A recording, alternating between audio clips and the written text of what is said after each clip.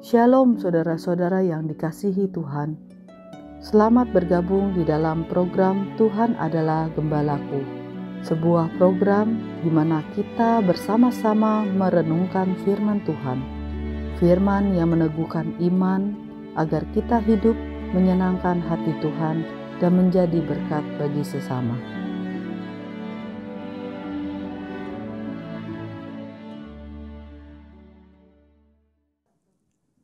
Shalom saudara-saudara yang dikasihi oleh Tuhan. Kita bersyukur karena kita hidup tidak sendiri, namun ada keluarga yang menemani kita di dalam kehidupan kita. Setidaknya kita mempunyai sahabat-sahabat yang juga sering mengkontak kita dan memperhatikan kita. Itulah berkat yang Tuhan berikan kepada kita. Salam jumpa dalam program Tuhan adalah Gembalaku. Kedekatan seseorang kepada seseorang yang lain mempengaruhi kekhawatiran orang tersebut terhadap orang yang dekat dengan dia. Semangat melindungi orang yang dikasihi, yang dekat dengan dia, seringkali berdekatan dengan semangat mengikat orang tersebut. Sehingga saudara-saudara, antara relasi yang baik dan semangat membangun relasi yang menjadi sebuah ikatan, menjadi suatu relasi yang menyulitkan bagi orang lain. Disitulah saudara-saudara kita perlu mengimbangi antara kedekatan kita dengan seseorang, supaya kita tidak memiliki kekhawatiran yang berlebihan, sehingga merusak relasi yang baik itu. Atau semangat melindungi orang-orang kita kasihi, jangan sampai menjadi semangat untuk mengikat dia, sehingga orang tersebut kehilangan kebebasannya. Saudara, inilah yang terjadi dengan ibu Tuhan Yesus dan saudara-saudaranya terkait dengan diri Tuhan Yesus. Inilah yang akan kita renungkan dari firman Tuhan yang terdapat di dalam Matius pasal 12 ayat 46 sampai ayat yang ke-50. Ketika Yesus masih berbicara dengan orang banyak itu, ibunya dan saudara-saudaranya berdiri di luar dan berusaha menemui dia. Maka seorang berkata kepadanya, "Lihatlah, ibumu dan saudara-saudaramu ada di luar dan berusaha menemui engkau." Tetapi jawab Yesus kepada orang yang menyampaikan berita itu kepadanya, "Siapa ibuku dan siapa saudara-saudaraku?" Lalu katanya sambil menunjuk ke arah murid-muridnya, "Ini ibuku dan saudara-saudaraku. Sebab siapapun yang melakukan kehendak Bapa-Ku di surga, dialah saudaraku laki-laki, dialah saudaraku perempuan, dialah ibuku."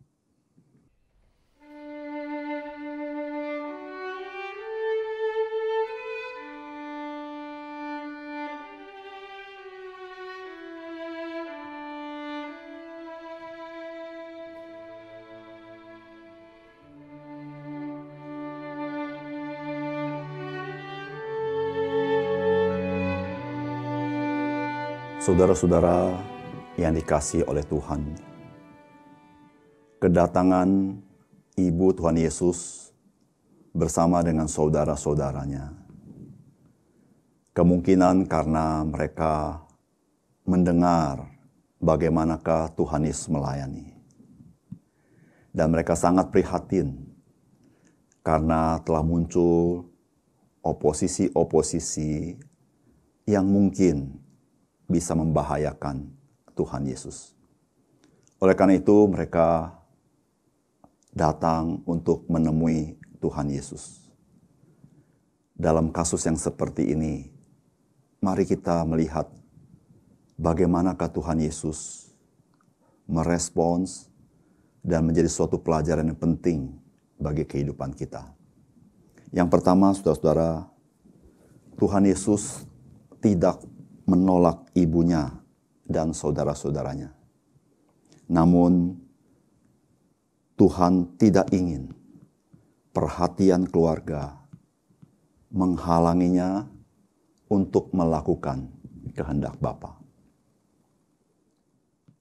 Tuhan Yesus tidak pernah tidak mengasihi ibunya dan saudara-saudaranya.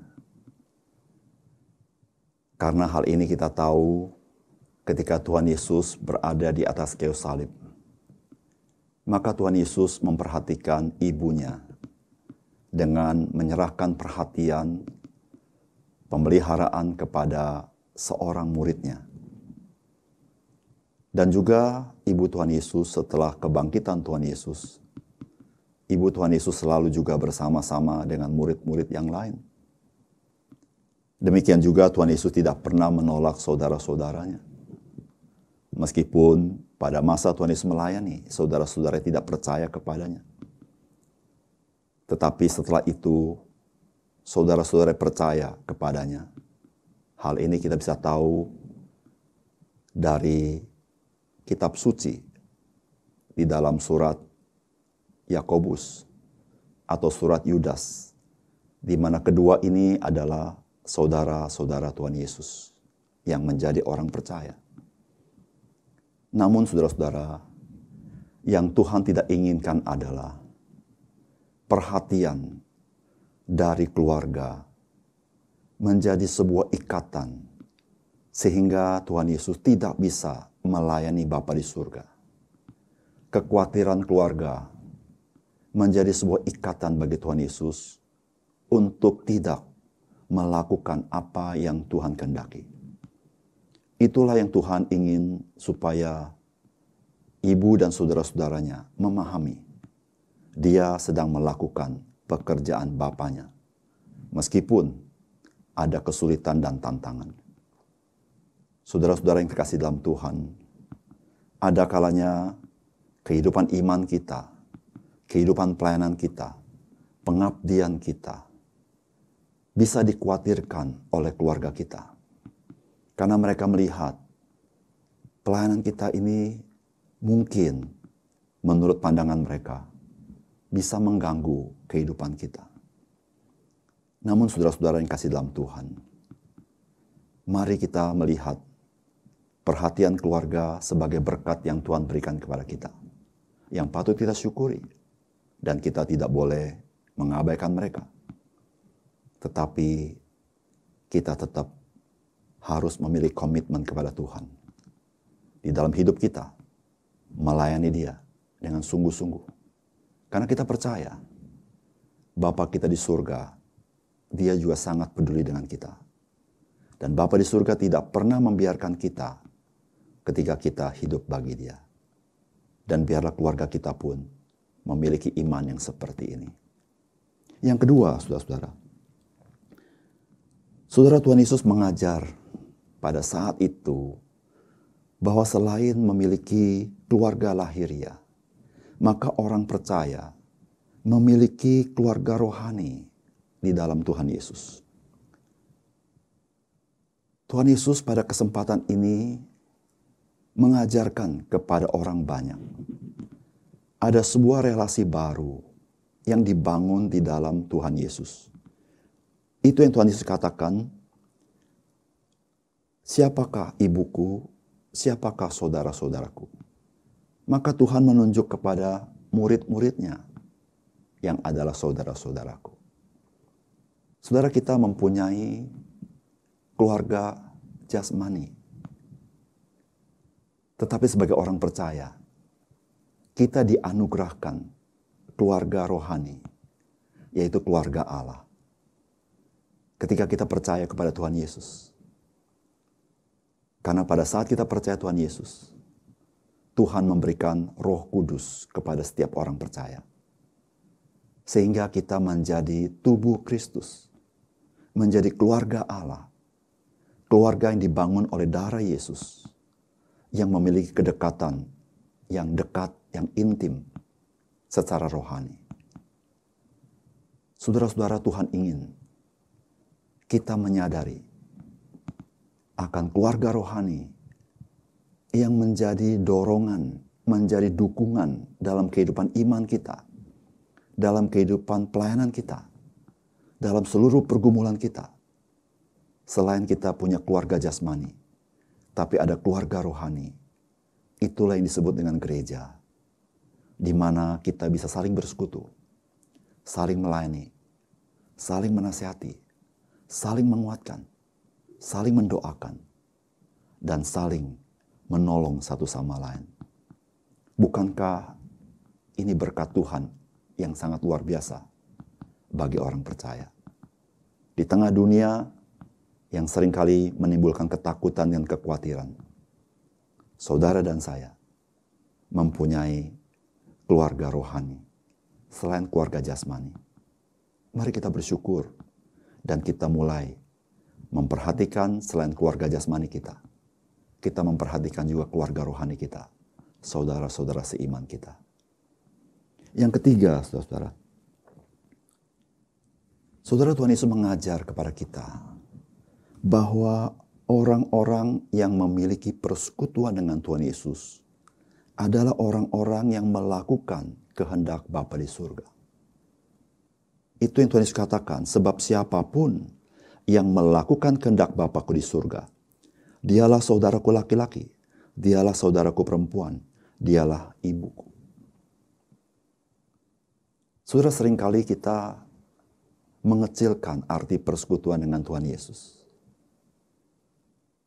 Kita berpikir persekutuan itu bisa berlangsung dengan baik tanpa satu tanggung jawab dari kita kepada Tuhan.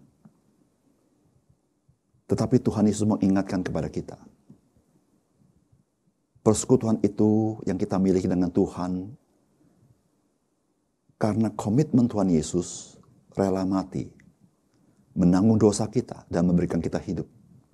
Dan komitmen Dia memberikan Roh Kudus kepada setiap orang percaya. Sehingga kita memiliki persekutuan dengan Dia. Namun di satu sisi, Tuhan juga memberitahukan, ada tanggung jawab kita, bagaimana kita memiliki persekutuan yang dekat dengan Tuhan. Yaitu saudara-saudara, ketika kita melakukan kehendak Bapa di surga, maka kita menjadi bagian, memiliki persekutuan dengan Tuhan Yesus. Sebab Tuhan Yesus, Dia juga melakukan kehendak Bapa. Maka ketika kita melakukan kehendak Bapa, kita adalah orang-orang menjadi rekan sepelayanan dengan Tuhan Yesus. Kita memiliki kebersamaan dengan Tuhan Yesus. Kita memiliki tujuan yang sama dengan Tuhan Yesus. Kita bersama-sama dengan Tuhan Yesus melayani Bapa di surga. Saudara-saudara, itulah persekutuan yang indah dengan Tuhan. Saudara, maukah saudara memiliki persekutuan dengan Tuhan dalam hidup saudara? Tuhan Yesus katakan, sebab siapapun yang melakukan kehendak Bapa-Ku di surga, dialah saudaraku laki-laki, dialah saudaraku perempuan, dialah ibuku. Saudara, jadilah sebagaimana yang Tuhan inginkan dalam hidup kita. Kita memiliki persekutuan yang erat dengan Tuhan ketika kita melakukan kehendak Bapa di surga. Mari kita berdoa. Bapa kami di surga, kami berterima kasih. Hari ini kami mendapat pelajaran yang sangat penting. Bagaimana kami mengasihi keluarga kami tidak menolak keluarga kami. Namun kami sebagai anggota keluarga, kami juga belajar bahwa relasi yang dekat kami dengan saudara-saudara kami tidak membuat kami memiliki kekhawatiran yang berlebihan sehingga mengganggu relasi itu sendiri. Ataupun sikap kami yang sangat melindungi keluarga kami, jangan sampai kami memberikan ikatan-ikatan yang tidak perlu dengan anggota keluarga kami. Sehingga anggota keluarga kami merasa tidak nyaman, tidak ada kemerdekaan untuk melakukan yang baik. Tuhan, kami berterima kasih, Tuhan Yesus memberikan satu teladan yang sangat baik. Supaya kami juga belajar, pengabdian kami kepada Tuhan jangan sampai terganggu karena perhatian keluarga yang khawatir akan kehidupan kami. Sehingga kami lupa ada Bapa di surga yang melindungi kami. Ya Tuhan, bantu kami supaya kami sungguh-sungguh menghargai panggilan Tuhan di dalam kami melayani Engkau. Dan juga lebih daripada itu kami menghargai keluarga rohani yang Tuhan sediakan bagi kami. Sehingga dengan demikian ya Tuhan, di tengah dunia yang sulit, kami ada gereja Tuhan yang memberikan kekuatan dan keluarga jasmani yang juga melindungi dan memelihara kami. Ya Tuhan, terima kasih. Tolong kami sebagai orang percaya, supaya kami menjadi orang-orang yang melakukan kehendak Bapa di surga, supaya kami memiliki persekutuan intim dengan Tuhan dan mengalami kuasa dan kasih-Mu di tengah dunia ini ketika kami mau belajar jadi berkat bagi orang lain. Terima kasih Tuhan. Dalam nama Tuhan Yesus kami berdoa. Amin.